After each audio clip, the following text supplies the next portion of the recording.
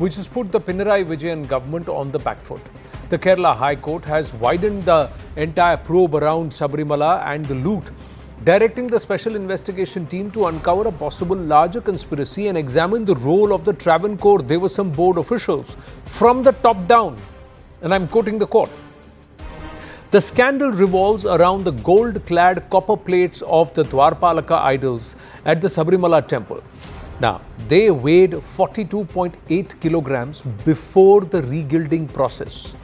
They were sent to a Chennai firm for repair work but weighed only 38.25 kilograms upon their return. The missing gold of over 4.5 kilograms is worth 5 crore rupees. Two key arrests have been made. Unnikrishnan Potti, the sponsor entrusted with the plating work, has been accused of siphoning off temple gold during the 2019 plating, and former TDB administrative officer Murari Babu, who was arrested today, faces charges of theft and misappropriation of gold. Such is the brazen nature of the scandal that in a letter in 2019, Unnikrishnan Potti claimed he had left over gold after completing the gold plating work on the Dwarpalaka idols and the main door of the sanctum sanctum. Coordinate with them on the matter. Now, both the BJP and the Congress are demanding a CBI probe into this matter and the resignation of the Devasam minister, claiming this theft could not have happened without the nod from the LDF government. Meanwhile, the LDF government insists no one will be shielded, while a scandal now has also emerged at the Guruvayur temple, where procedural lapses have been noted in an audit report from 2020. Now, listen in to this entire war of words. We had predicted way back that this is not something limited to the Sabarimala temple. There is a deliberate attempt by the Chief Minister to characterize 4.5 kgs of gold being stolen from Sabarimala as a slip-up. And yesterday we have written to the Honourable Home Minister that we have no faith in the Kerala police investigating this at all. The decent thing would be for the minister, Devasam board minister, to resign and the Devasam board to be dissolved. Our demand, the opposition's demand, that the person Devasam minister has to be resigned and expel the person Devasam board. They are all involved in this criminal conspiracy with Unnikrishnan Potti and other bureaucrats. As far as CPI is concerned and the left is concerned, we are ready to carry forward this investigation, and the government already extended its full support. Now, the left government faces many questions as the BJP sees this theft as an attack on Hindus. Now, remember, the Travancore Devasam board is run by the state. Travancore Devasam board members are LDF political appointees. The state has been accused of a cover-up and complicity. There was clear inaction by the left government against discrepancies, while no alarm was raised since 2019. That raises more questions and more suspicions. Now, the question remains, in the Kerala gold fraud, is the LDF government directly involved in the heist, loot of temple property, and is this the only temple or is there more? Syed Asad Abbas, a political analyst with us, Ratan Sharda, author, and Arun Anand, columnist with us. My namaste and Jai Hind, gentlemen. Thank you for your time. Now, one after the other, Sabarimala comes into is mired in controversy. On the one hand, Pinarayi Vijayan accuses the RSS of trying to steer and trying to stoke this whole claim around the Vavar shrine and the involvement of Vavar and his any connect with Ayyappa Swami. On the other hand, there is this entire issue of theft, loot of temple property. Now, in this case, it is gold. 4.5 kilograms of gold cannot be a minor slip-up. It's about 5 crore rupees. Is it a minor slip-up? Ratan Sharda ji. Anand, to treat this as some kind of slip-up is actually not understanding the nature of the anti-religious people who are controlling the temples. My first submission is, as communists, we don't believe in religion, who do not believe in any kind of, they are basically anti-religion, anti-God. Why should they be managing a temple? When they have no faith in it, how do you expect them to do justice? Secondly, HRCC, is it only first case that has come to light? Sabarimala, of course, has come to light because of some providence of God. Then we had we have this Guruvayur. Before that, Tamil Nadu, 500 kg of gold was melted away because they wanted to use for so-called secular purposes. They were trying to take away treasures of Padmanath Swami temple also. So my contention is, as Hindus, we don't need. See, what is the HRC justification? That if there is mismanagement, there is misappropriation of fund, it will be taken over by the governments. In last 80 years, has misappropriation stopped? Has mismanagement stopped? We have case of Tirupati where funds have been taken away for churches, for madrasas, for government purposes. Is this the purpose why we as devotees could donate to those mandirs? No, we donate for our own furtherance of our own religious belief or spiritualism. And this continuous attack in the name of HRCE, this is long overgone. So my contention is simply scrap HRCE, let the Hindu society do whatever it wants to do the management. If there is any mismanagement, then what is the government justification anyway? And I think Communist and Congress are not different in this case at all, because none of them believes who created Sabarimala controversy, that who will go to the temple, who supported people who wanted to have the darshan. But there has to be a central legislation for the same. HRNC is... Yes, I demand. What's wrong? I will demand. This is high time. How long will you keep on seeing loot of Hindu temples? How long? But the people who have looted are also members who are supposed to uphold, or are you saying that they are corrupted by ideology and that is why they say they don't have any belief in that system. If I don't believe in the mandir, I don't believe in that particular god, what will I do with the funds? Because I have no spiritual practice around it. I don't know that how to use the temple for furtherance of Hindu interest in that particular society around it. That is the reason you will treat it as just fund sitting on it. Like any other government fund, you can loot it, you can mismanage. In case of Tirupati, sweepers are getting more salary than the priest, which is good. Sweepers should get good salary. But educated priests were treated like 8,000 a month. And some priests got penalized, he was charged because some bhakta gave him some money. So these secular people have no right to sit on government, mandir management. They just need to resign and let other people who believe in those mandirs, those faiths should join that temple board. Syed Asad Abbas? Anand Saab, I've always believed if there is great power, there is responsibility and there needs to be accountability. Knowing the same, I think it's absolutely wrong and unfortunate that Ratan Sharda ji is pulling Congress into this. The Kerala Pradesh Congress Committee was one of the first political parties in Kerala to come out and make an open announcement calling for a CBI inquiry into this. The fact of the matter, I agree, the BJP and the Congress together have been able to put the pressure on the left government. But the fact of the matter is, let us understand what has the Devaswam board minister said. Basavan has said those who are responsible behind this will be put in bars. And there will be a very strong action against everybody involved. The Kerala government did set up the SIT, of course, after the pressure from the Kerala High Court, and they are in advanced stages. Murari Babu has been arrested, and so has two of them previously. The fact is, what is shocking to me is, temple is where worship takes place. Temple is a place where we look up to and grieve to God. If these people are able to loot the temples, I think they have absolutely no faith. So therefore, Anand Saab, I believe that be of any religiosity that anybody belongs, such an act is absolutely devastating for every believer. But in this case, you're saying it is devastating, but why did it take a court to order an SIT and force the government into a probe? Arun Anand, is that not a fair question to ask? And every time around elections, there is some controversy or the other that is raked up around Sabarimala. This time, Pinarayi Vijayan, did he deliberately try to deflect attention by bringing the Vavar issue and blaming the RSS for it, Sangha Parivar for it? I think I would agree with Ratan Sharda ji to some extent that there is a crisis of credibility as far as Pinarayi Vijayan government is concerned in terms of handling issues related to Hindus, especially issues related to temples, because their past record have shown that Caesar's wife is not above suspicion. So one is that. Second is that, we also have to look at the historical root of this issue. See, temple management is a complex issue.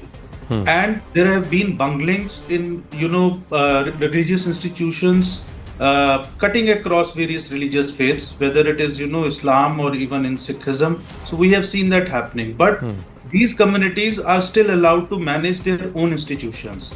So, this mismanagement or this perceived mismanagement cannot be a ground for holding the management of temples back from Hindus and to give it to the states. However, the state governments have to play an important role in this. The state governments have to enact laws.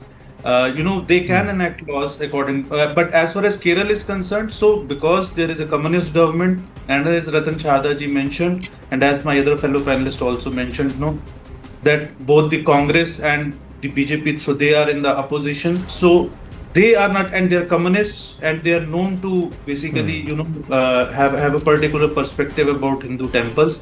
So I would say, there is a crisis of credibility, and this crisis of credibility has increased even, much larger. The unfortunate part is because Hindus are not able to decide who will form the government in Kerala. So it's what you may call, the tyranny of the majority, which is being run there. No, but the fact of the matter is there has been a BJP-led government and the RSS has got a certain sphere of influence on the current disposition at the centre. Nothing's been done to address the HRNC issue. The control of Hindu temples only by the government, Arun Anand and Ratan Sharda. So how can one turn around and ask anything of, say, the DMK-led government in Tamil Nadu or the left-led government, LDF-led, Pinarayi Vijayan-led government in Kerala? Arun Anand, because most of the other states under the NDA have also not let go of control of the temples.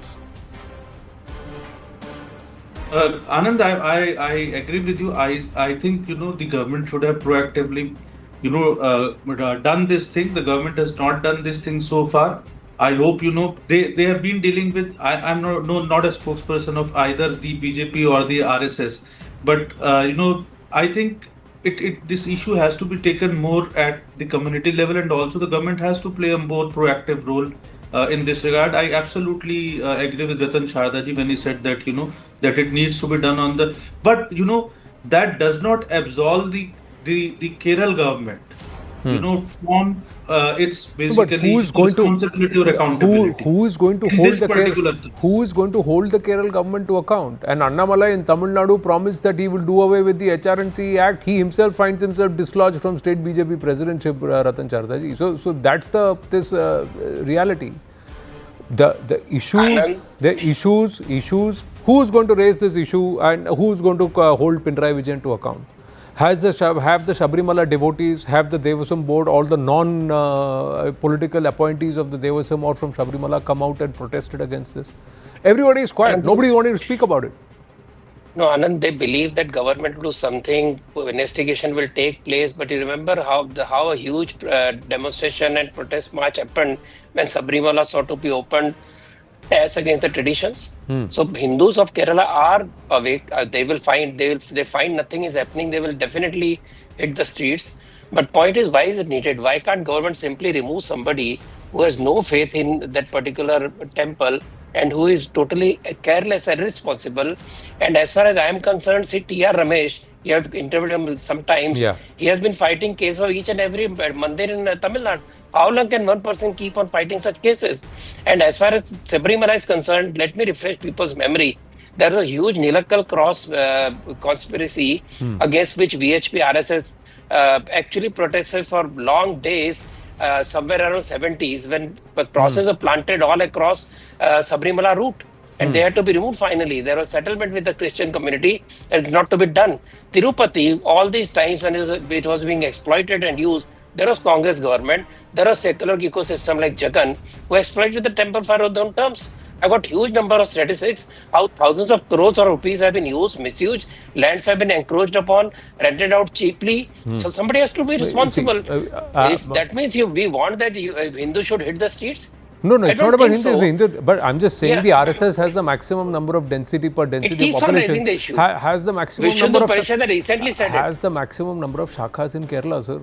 But what has happened? Has RSS been able to influence societally that this should not be done? Hindu tradition should not be tampered with, and those who try to loot and plunder what belongs to the deity should be strictly punished. This is all being done under the court. Somebody has had to knock the doors of the court to get this done.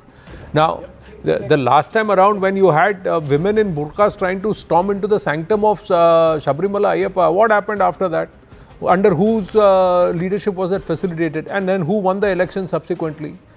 So these are questions which will be asked. But in terms of the rights to manage this one, unless the Devasam board and other members show that they have the ability, the Tiruvambadi Devasam board in Thrissur has actually had to fight off state control and in order to continue, because Devasam boards under states are state governments are desperately wanting to pick up temples that are doing well and create some controversy or the other to do that. But if they are being allowed to do that, they are being emboldened because they are not being stopped. There is no checks and balance, there is no question, and there is no scrapping of this entire HRNCE Act at the centre itself.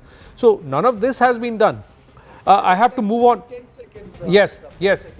I completely agree to the point that you've made, Anand Saab, that the HRNC needs to go away. Absolutely, there are no two ways about it. But also, respected sir, like Arun made a point, very important point, be it a madrasa, be it a mosque, be it a mandir, be it a gurudwara or a church, we need to take away the state or the politicians' control. When politicians State doesn't control mosque or church. It's the state Even control Gurdwara. State control or Even Gurdwara or even temples. Jain temples are not under control. Only Sanatan Pratha temples and in today's lexicon, Hindu temples are coming under state control, sir. Pinarayi Vijayan will not dare to tell Sunni mosques to allow women inside them in Kerala. He has never made a statement there. But he has the things to turn around and say who Sabarimala Ayyappa should allow into the sanctum sanctorum. So this is what is the reality. So let's not preach. Because neither the LDF or the UDF have done anything to abolish HRNC in Kerala. So if it should go, then that message needs to be sent to the Congress party. Let them promise. Let the UDF promise. Let the UDF promise that either all religious institutions will come under state control or none at all. They won't say it. Let the LDF say it. LDF is not supposed to get involved because they by ideology practice atheism. Why are they getting involved? So the BJP these are questions that I have to move on. There's big news coming through. I'm sorry. I've got to. I have to cut this. I have to cut this short because we're going across to another major development. Viewers, thank you, Arun Anand, Ratan Sharda, and Saida Sadama. Now the entire fake ORS ban has been paused, viewers. Now this matters to all of us, to our children, to those who have to take ORS as a medical prescription. It's been paused by the Delhi High Court. ORSL, a company, has actually been allowed to sell 180 crores of their stocks first. And this has a buy-in from the FSSAI also. That means 4 crore, on an average perhaps 4 crore packets of high concentrated sugar, ORS, which has got high concentrated sugar not approved by WHO, will now be allowed to be pushed into the market. Reports suggest that these products have up to 10 times more sugar than the real ORS and can be dangerous for kids suffering from diarrhea. Let's go across to pediatrician from Hyderabad, Dr. Shivaranjani Santosh, who was the first to actually champion and raise voice, an active campaign against these kind of ORSs which are not approved by WHO. And Revant Hemant Singha, who's joined the issue on this matter as food farmer and somebody who pushed for the declaration or perhaps sugar boards in schools that declare the amount of sugar in certain foods that are being consumed. Dr. Shivaranjani Santosh, your reaction to this development? Very pathetic. I mean, like, how can FSSAI consent to this in the first place? If they had not consented, we wouldn't have got that stay. Okay, the long battle is won. They cannot produce new ORSL high sugar drinks. They cannot produce new Rivalans with ORS, Glucon-D active ORS high sugar drinks. But why push this stock into the tummies of children, into the bodies of children? Again, in the rural areas and all, they may not even still realize what's happening. All this stock will be pushed into those people. At least in the urban areas, I don't think any parent with her child having diarrhea would go and get these drinks and give. I mean, how can their business and this stock be prioritized over the lives and health of children? I don't understand. And why did FSSAI consent to this in the first place? Dr. Shivaranjani Santosh, FSSAI now to clear this mess. Dr. Shivaranjani Santosh, please explain to our viewers, I know you've spoken about it in the past, why is it dangerous for kids who suffer diarrhea to have what is claimed to be ORS with such high sugar content? Yeah, ORS is life saving. Okay, oral rehydration salt mixed with the right amount of water is life saving. Okay, but these liquids with ORSL in their name, ORS in their name, ORSL, rebalance with ORS, glucon D active ORS with high sugar, they worsen the diarrhea. So instead of improving the child's condition, they'll worsen the child's condition. So many parents cried in my room saying, the child was hospitalized because of these liquids. Okay, and this can potentially lead to death. In the under 5 age group, out of 100 deaths, 13 deaths are due to diarrhea. And how can you give a liquid which can worsen the diarrhea to a child with diarrhea? But how is it I that mean, it's being it's allowed to? beyond me, How are they beyond being me, allowed to beyond use? anybody. But doctor, It's how are they? no-brainer. Doctor, how are they being allowed to use ORS itself? Who has given them the permission to do that? It has to get some kind of approval before they put it on their brand label. FSSAI, right? So when I had returned to CDSCO, they said we have not given permission. ORS is a drug. Permission has to be got from CDSCO. Yeah. So when I had written to them, they said we have not given permission. FSSAI has given permission. So basically, these companies very deceptively got permission from FSSAI as a food product or a beverage, but named it in such a way that people will mistake it for ORS and marketed it in such a way that you have these liquids everywhere in the pharmacies, ICUs, hospitals and schools. The actual WHO recommended formula ORS wasn't available for people. Yeah. People have to fight for it and say then the pharmacist will, take it out from somewhere and give it to them. Yeah. Deceptive labeling and deceptive marketing. Doctor, Business mind. Doctor, I'll make an honest submission. Till recently, the impression that even I personally had is that this is actually ORS liquid, and have bought it. I knew it 10 years back when I saw kids were worsening. But I think, you and many of your family members and many people in this country would have suffered because of this. So this is actually not ORS, and they're not supposed to sell this. ORSL, where it is not written that it is WHO recommended formula ORS. Okay, that is not ORS. In fact, if you see the disclaimer below, this is not an ORS. It's like saying this is a medicine, but this is not a medicine. What nonsense is this? Yeah, I am an apple, but I am not an apple. Or I am apple juice, but I am not apple juice. Exactly. I am an apple, big apple. No, I'm not an apple.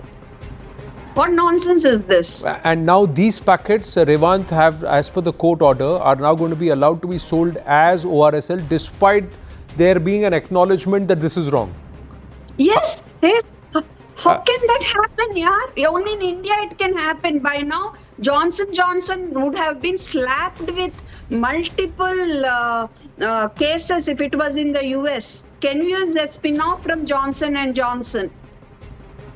Well, we have to verify. Yes, Revant. I'm just bringing in Food Farmer. Dr. Shivranjani Santosh, Revant is also with us live. I'm just going to get his thoughts. Yes, Revant.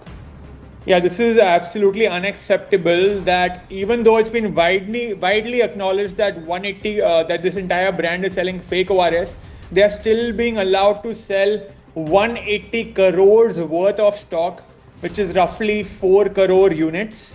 And even if you see that 25% of them are being had by children, which is 1 crore units are going to go into the stomachs of children. So, and diarrhea is one of the leading causes of death for those below the age of 5. So, this can directly lead to certain deaths. So, it's definitely a very appalling news. So who is it? So, Revant, who is it in the FSSAI who has the authority to clear this? Why has the FSSAI agreed? Are these fair? And is the Health Ministry aware that this is happening? I'm sure that they are aware because this is all over the news and this has been in the news for the last 2-3 weeks. This is breaking news for most news channels. So I'm sure they are aware. Now, I'm not sure of who within the FSSAI is looking into this, which particular division within FSSAI, but I'm sure they are clearly aware. From what I know is that this brand said that there was not enough warning given to them and they didn't follow the full protocol. That's what they were claiming, that FSSAI should have given them a little bit more notice and should have discussed it with them in advance. But of course, they are trying to use their own strategies, this particular company, to try to safeguard. The company will do what it has to do, but the government has to do, and the controlling body has to do what its responsibility is. The Exactly. FSSAI is That's the not key supposed to point. allow anybody, technically and commonsensically, to allow anybody to say, I am an apple, but I am not an apple. I am Exactly. ORS, but I am not ORS. How can you allow somebody to label like this and sell this in the market? And Exactly. and I this mean, is that's children. why This is toddlers, 0 to 5 years old. Yes, Revant, please complete. Yeah. Yeah, and that's the exact point of Dr. Santosh, and even I have the same point. And as Dr. Santosh said, it's children, and it's also a lot of rural parents. So in villages, unfortunately, they may not see that small disclaimer of not an ORS and tiny font. So this will directly or indirectly support the death of a lot of individuals suffering from diarrhea. No, but pharmacists, when they go to ask for ORS, are pharmacists also handing this over, Dr. Shivranjani Santosh? Yes, unfortunately, the leading pharmacies in India do sell this product. And the biggest, like number 1, number 2 pharmacies in India sell this product. And I have made many appeals to the pharmacy. Dr. Santosh has done way more appeals, but still they're selling it. No, in urban India, I am candidly admitting that I have bought this thinking that this is ORS, and until recently was under the same impression. If in urban India this is the case, what will happen if these packets and all are pushed, Exactly. 4 crore packs of them for in rural Bharat, where people will not even understand, Dr. Santosh. Yeah, they won't even understand what a disclaimer means. Have They you can't written to- even read it. You are so literate. You yourself had made the mistake. Just imagine about the others. No, have you written to the IMA? What is the next step possible to ensure that See, this I doesn't didn't happen? get 4 any crore packs support. being I said didn't after knowing this is wrong. Yeah. No, I didn't get any support from Indian Academy of Pediatrics. Zero support. Zero. In fact, they were very indifferent to me. In fact, this company sponsors some of the IAP programs. And I have written to them multiple times begging them not to take sponsorship from these companies, but no. And IMA didn't help me, but at least they didn't put me down. But Endocrine Society of India and Women Pediatricians Forum finally pleaded in my petition last year. These are the only 2 associations who have come forward and pleaded. Otherwise, others were like, no, we won't. So it was a one-woman fight. Well, we'll follow this story closely, and we'll also try and seek reactions from the FSSAI and also from the Health Ministry, and take this 4 crore packs, viewers, which could go into the market of high density sugar 10x times than what should be there in a WHO approved ORS. And these are brands, and these are all ORSs which are not ORS. They are not WHO approved oral rehydration salts, or which is supposed to be given in acute dehydration. In fact, if you have high density or high amount of sugar when you have diarrhea or dehydration, it only accelerates or increases the symptoms. It doesn't help cure you at all. That's what Dr. Shivranjani Santosh is also saying. Dr. Santosh and Revant, thank you. We'll continue to follow this story, and thank you for raising your voice on a very, very important matter. Thank you.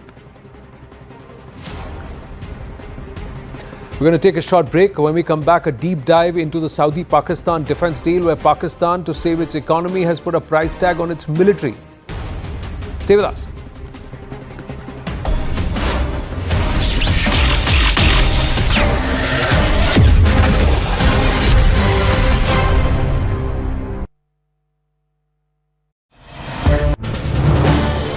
This is News 18 Network.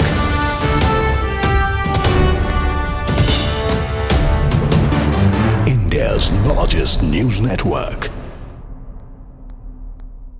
Pakistan or the DLP, Pakistan Prime Minister Shahbaz Sharif will chair Federal Cabinet meeting to discuss the same. Pakistan Federal Cabinet will be discussing key issues, which also includes a ban on TLP, on Pak-Afghan ceasefire discussions likely expected, Afghan refugees repatriation, and overall security situation in the country. Because do remember, overall the situation remains tense still. Sources also adding that the federal government is adopting hard state policy against extremist religious groups, and Pakistan Defence Minister will be briefing the federal cabinet on the Pakistan-Afghanistan ceasefire as well. Immediate agreement in Doha last week. All of that on the agenda. The federal cabinet will then discuss the new Afghan policy, which Pakistan drafted after Afghan Taliban foreign minister's India visit. Going across to Akanksha Swaroop, who joins us with more details. Akanksha, we've seen the kind of protests that have been staged by the TLP in the recent past and the crackdown that's come in from the top in Pakistan against the same. But tell us a little bit about what all could be discussed through the meeting. We've broadly laid out for our viewers the key issues that are going to be put on the table, but what's expected as a result of this? Right. Krithvi, in inputs that have been shared by Securities Editor Manoj Gupta, what we are learning is that the federal cabinet will also be approving the terms of reference for the next round of Pakistan-Afghan ceasefire talks that are all set to take place on 25th of October in Istanbul. And remember, Turkey is playing a very critical role, as is Qatar. And if you are to talk about the overall priority of this federal cabinet meeting, it is going to be with regards to the recent conflict that happened across the Durand line between Afghanistan and Pakistan. The big question that everybody is asking right now across the globe, not just in Afghanistan and Pakistan or India, is that for how long will this ceasefire hold? It's a very fragile ceasefire. So the federal cabinet will also be discussing the new Afghan policy, which Pakistan drafted after Afghan Taliban foreign minister visit. Remember, Amir Khan Muttaqi was in India, and that has really ruffled feathers within the Pakistan deep state and the Pak establishment. The recent Durand line conflict has rattled Pakistan significantly. The Pakistan Defence Minister Khwaja Asif is all set to brief the federal cabinet on the ceasefire with regards to the immediate agreement that was struck upon last week in Doha. And they are adopting a hard state policy against extremist religious group that, of course, also refers to not just TLP, but also the TTP. But a key decision to ban religious party like Tehreek-e-Labbaik is also likely to be discussed, and it's likely to take place also, is what top sources have told CNN News 18 and Manoj Gupta. As you also shared, the Pakistan federal government will be receiving the Punjab provincial government's proposal and the recommendations to ban Tehreek-e-Labbaik Pakistan party. But remember, this federal cabinet meet is also to discuss the overall situation in the country. They are violently cracking down on the Afghan refugees as we speak within Pakistan. And as has already been indicated by the Defence Minister of Pakistan, Khwaja Asif, that the relations between Afghanistan and Pakistan no longer remain the same. Henceforth, they are packing up thousands and thousands of Afghan refugees and repatriating them. In fact, many of them were residing in various bastis as far as the Sindh province is concerned since the 1980s. And so they are all being sent back. That is also going to be one topic of discussion. But Pakistan is going through this internal security tussle, whether it is from the Durand line as far as Afghanistan is concerned. Look what's happening in Pakistan-occupied Kashmir.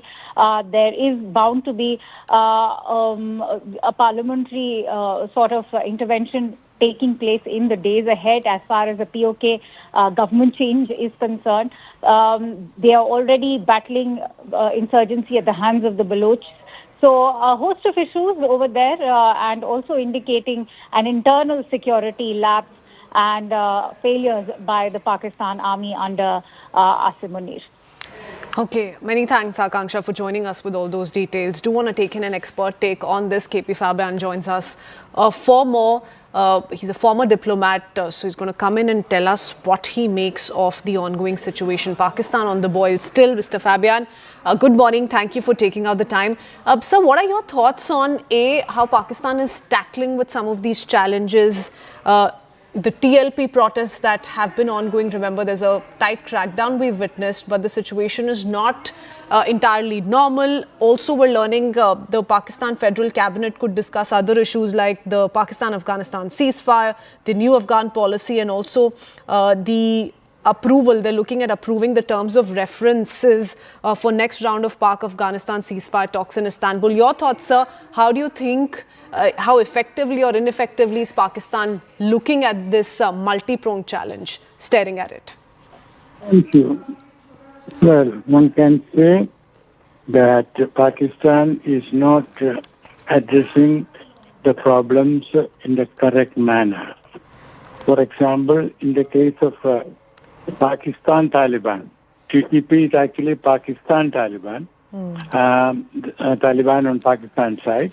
They may have some people on the other side also, but basically it's Pakistan Taliban, and then there is the Afghanistan Taliban, which is holding power in Kabul. And the Pakistan Taliban and the Afghanistan Taliban, they do work together, but one does not control the other. Now, the basic problem is that the Pakistan Taliban wanted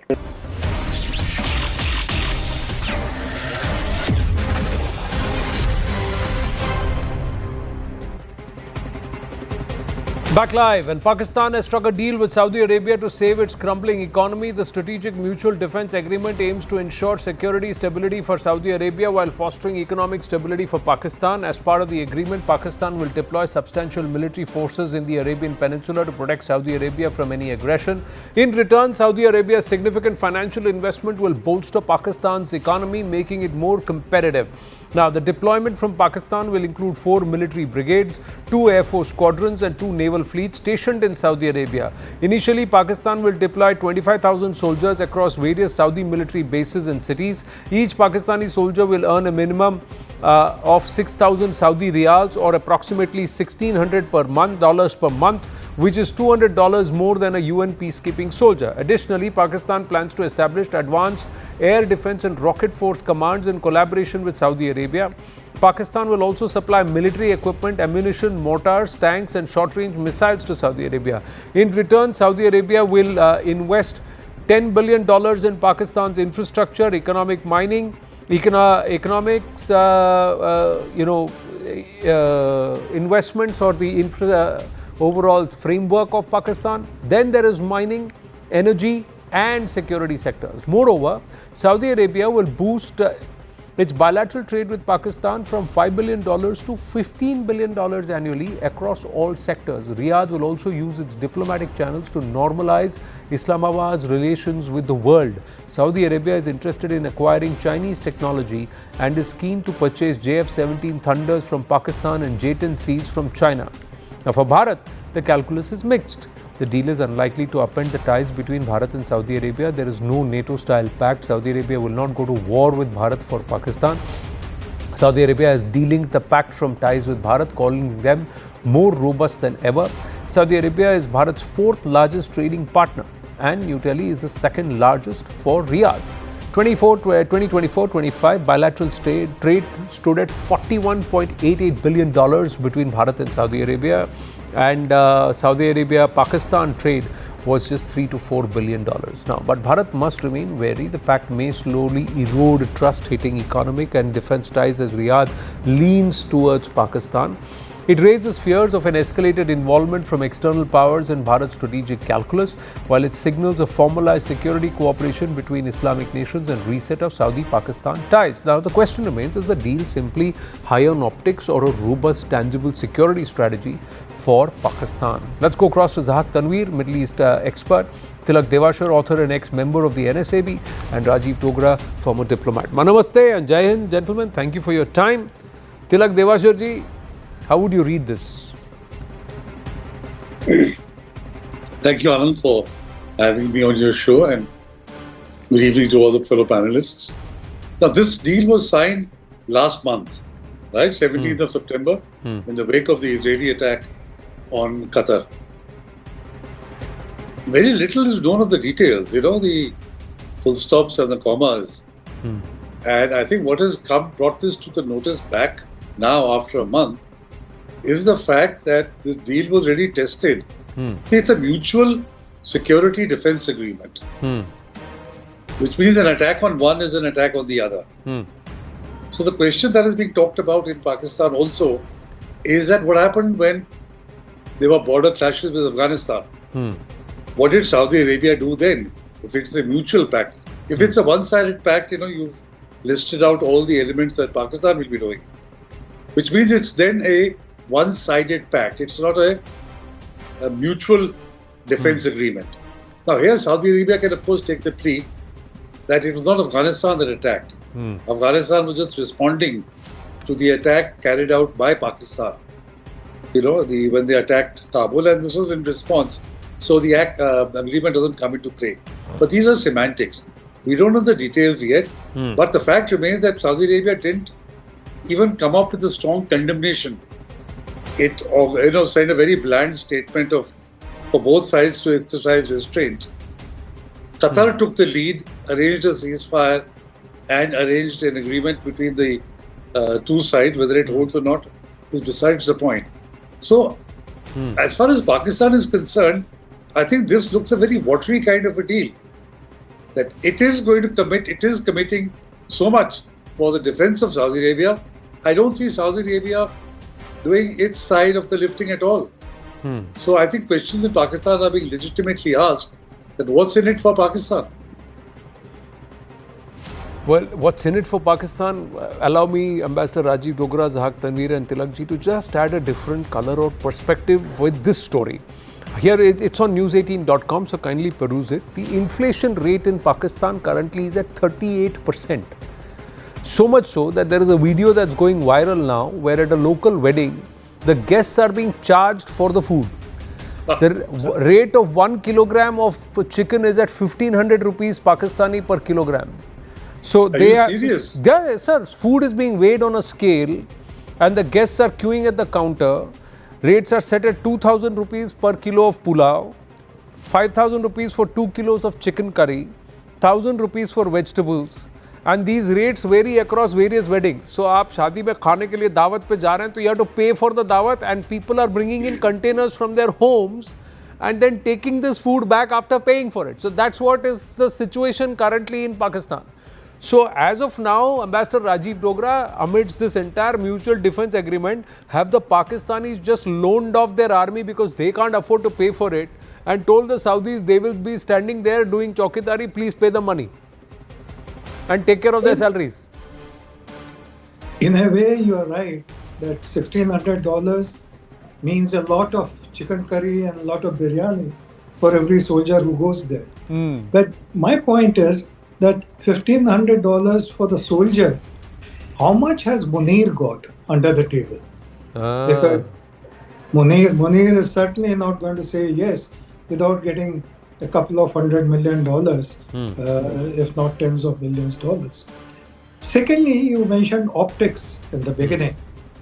And I tend to agree with that because $10 billion that Saudi Arabia has promised in infrastructure and so on has been talked about for many years now. I've heard it year after year and nothing has come to it. So whether $10 billion will ultimately materialize or is it just optics for the Pakistani population is a different thing. The other point, the larger point is, does it mean a strategic difference for India vis-a-vis Pakistan? And does it mean a strategic reset for South Asia, where Gulf also enters into the equation? A related question is that now, if you start from Bangladesh right up to Azerbaijan and Turkey, you have an entirely different set of circumstances that could face India, as it had faced India to some extent during Operation Sindoor. So these are the ifs and buts we will, in India, have to reckon with in the months and years ahead. But as far as Pakistan sending army to Saudi Arabia is concerned, and to different divisions, not just in one major city or the other, I'm reminded of two instances. One in Jordan, when Pakistan sent army under Brigadier Ziaul Haq and massacred Palestinians. Second, in Saudi Arabia itself, if I remember correctly, about 20,000 Pakistani soldiers were posted in the 80s.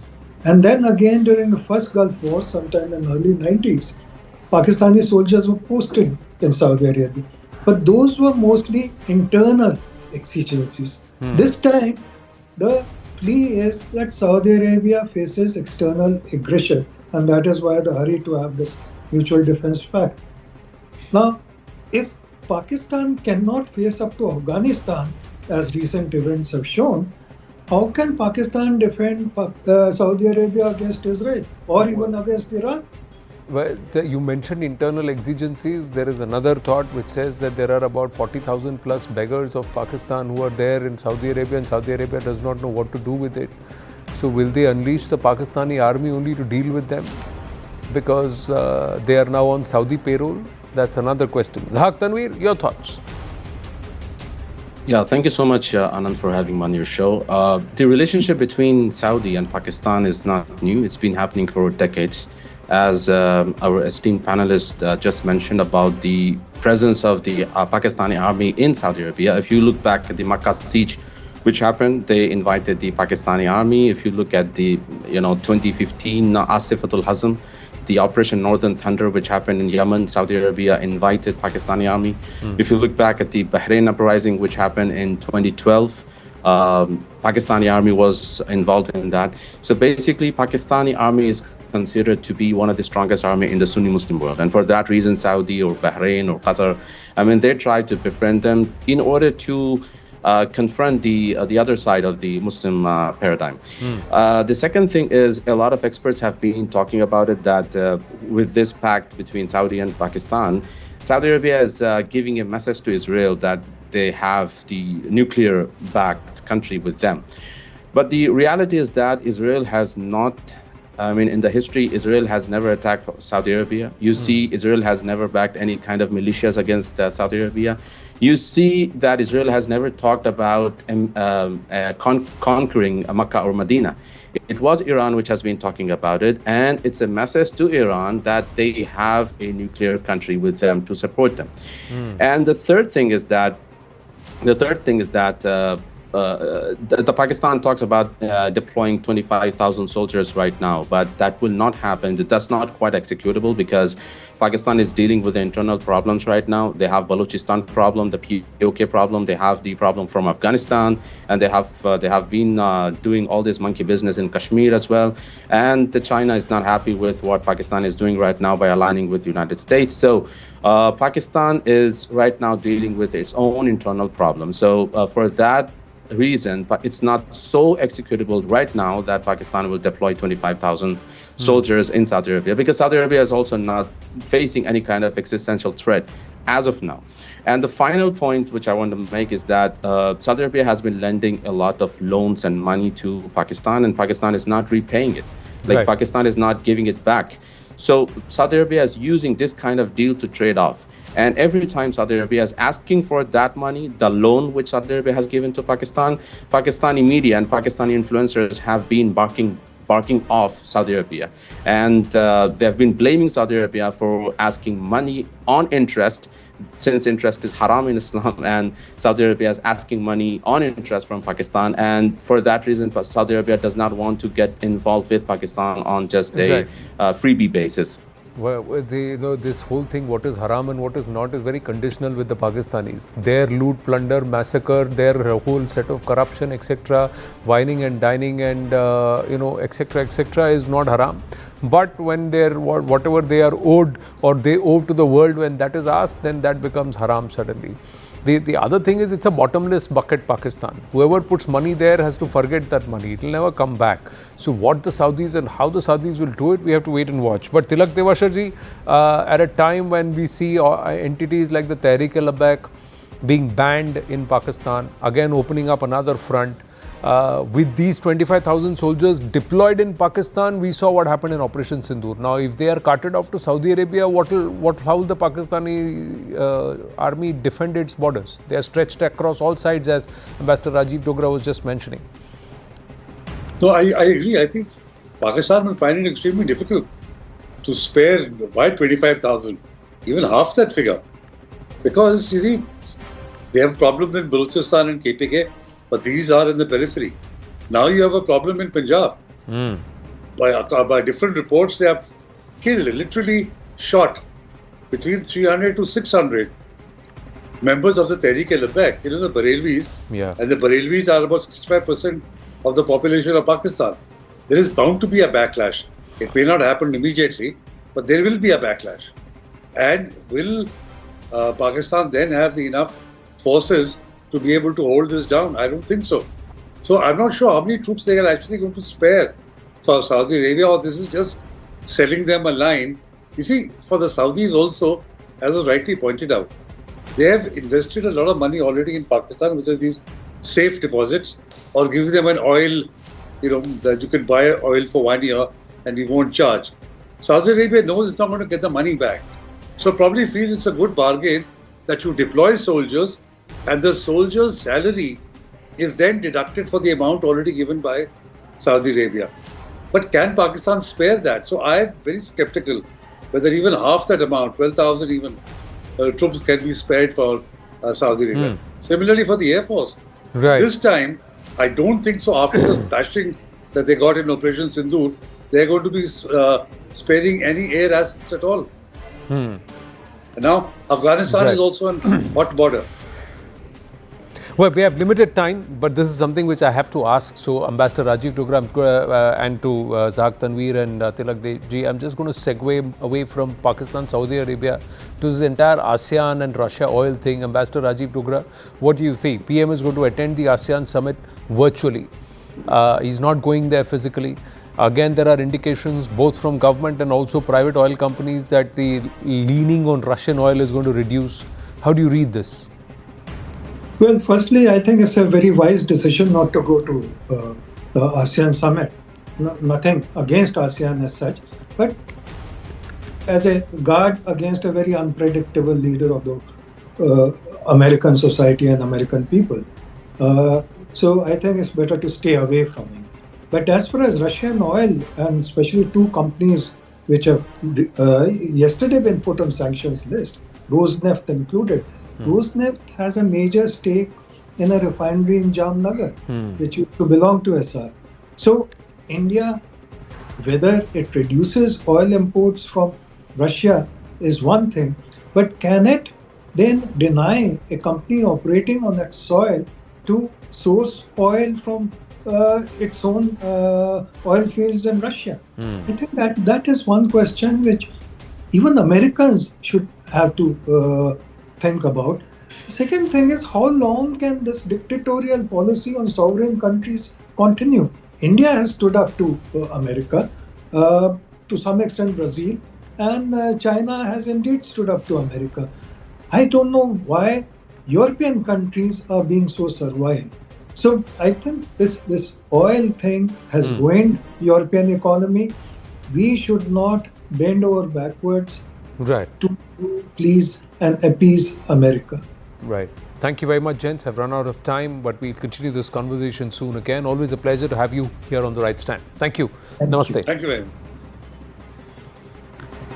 On that note, we call it a wrap on this show. Brass tacks after the break. Stay with us.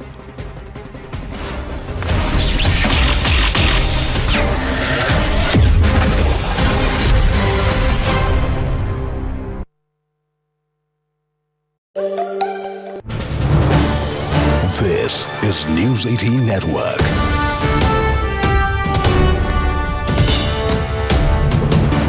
India's largest news network. Pakistan or the DLP, Pakistan Prime Minister Shahbaz Sharif will chair Federal Cabinet meeting to discuss the same. Pakistan Federal Cabinet will be discussing key issues, which also includes a ban on TLP, on Pak-Afghan ceasefire discussions likely expected, Afghan refugees repatriation and overall security situation in the country. Because do remember, overall the situation remains tense still. Sources also adding that the federal government is adopting hard state policy against extremist religious groups.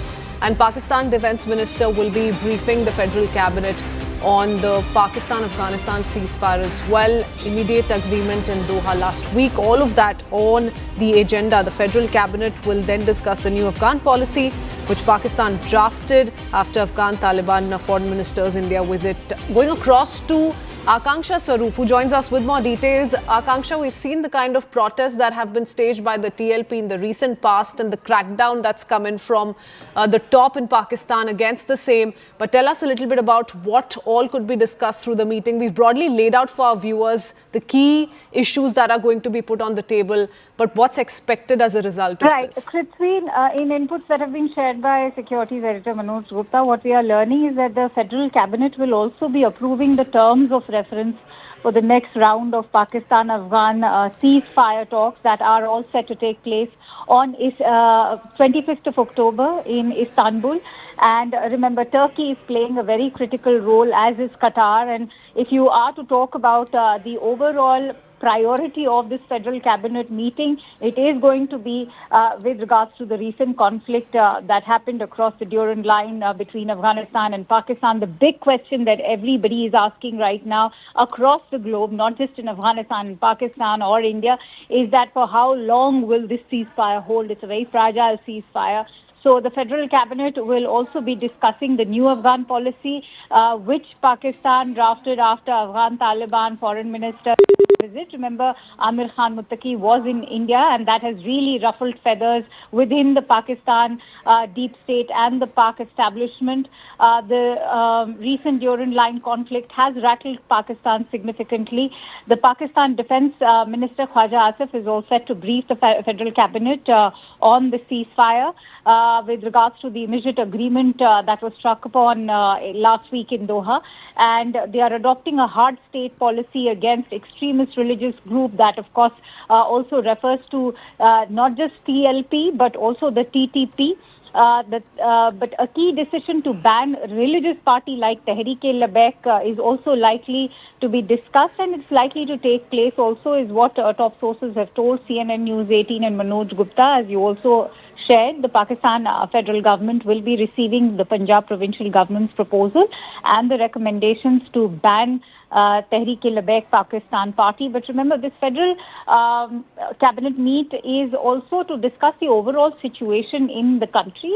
They are violently cracking down on the Afghan refugees as we speak within Pakistan. And as has already been indicated by the Defence Minister of Pakistan, Khwaja Asif, that the relations between Afghanistan and Pakistan no longer remain the same. Henceforth, they are packing up thousands and thousands of Afghan refugees and repatriating them. In fact, many of them were residing in various bastis as far as the Sindh province is concerned since the 1980s. And so they are all being sent back. That is also going to be one topic of discussion. But Pakistan is going through this internal security tussle, whether it is from the Durand line as far as Afghanistan is concerned. Look what's happening in Pakistan-occupied Kashmir. There is bound to be a parliamentary sort of intervention taking place in the days ahead as far as the POK government change is concerned. They are already battling insurgency at the hands of the Baloch. So a host of issues over there and also indicating an internal security lapse and failures by the Pakistan Army under Asim Munir. Okay, many thanks, Akanksha, for joining us with all those details. Do want to take in an expert take on this. KP Fabian joins us for more. He's a former diplomat, so he's going to come in and tell us what he makes of the ongoing situation. Pakistan on the boil still, Mr. Fabian. Good morning. Thank you for taking out the time. Sir, what are your thoughts on how Pakistan is tackling with some of these challenges? The TLP protests that have been ongoing, remember there's a tight crackdown we've witnessed, but the situation is not entirely normal. Also, we're learning the Pakistan federal cabinet could discuss other issues like the Pakistan-Afghanistan ceasefire, the new Afghan policy, and also the approval. They're looking at approving the terms of references for next round of Pak-Afghanistan ceasefire talks in Istanbul. Your thoughts, sir? How do you think, how effectively or ineffectively is Pakistan looking at this multi-pronged challenge, staring at it? Thank you. Well, one can say that Pakistan is not addressing the problems in the correct manner. For example, in the case of Pakistan Taliban, TTP is actually Pakistan Taliban, Taliban on Pakistan side. They may have some people on the other side also, but basically it's Pakistan.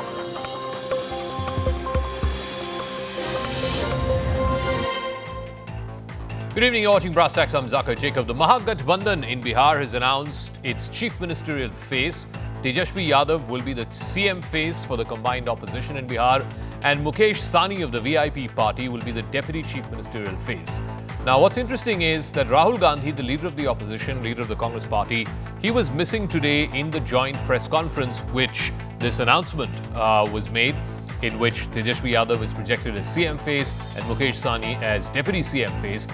But the larger issues remain as well, and that is there a lack of bandhan in the Gathbandhan? Because there are at least a dozen constituencies where there are so-called friendly fights between the RJD and the Congress, or between the Congress and the left parties. So what is the idea behind a grand alliance if there are going to be these so-called friendly fights? So that in itself still needs to be sorted. That has not been sorted. Remember, the last date of withdrawal of nominations was today, so that's come and gone, and we don't know of any constituencies where either Congress or RJD candidates have withdrawn. The other question also is, for a person who is projecting himself as the future of Bihar, the youth leader of Bihar, what is he offering new? What is this new blueprint that Tejashwi Yadav is pushing? Or will just pushing a chief ministerial face and a deputy chief ministerial face work and end what has been effectively 20 years of Nitish Kumar rule? But first, let's try and dissect the opposition's choice. What is it that Tejashwi Yadav brings to the table? What are the reasons for the significance of choosing Tejashwi Yadav as the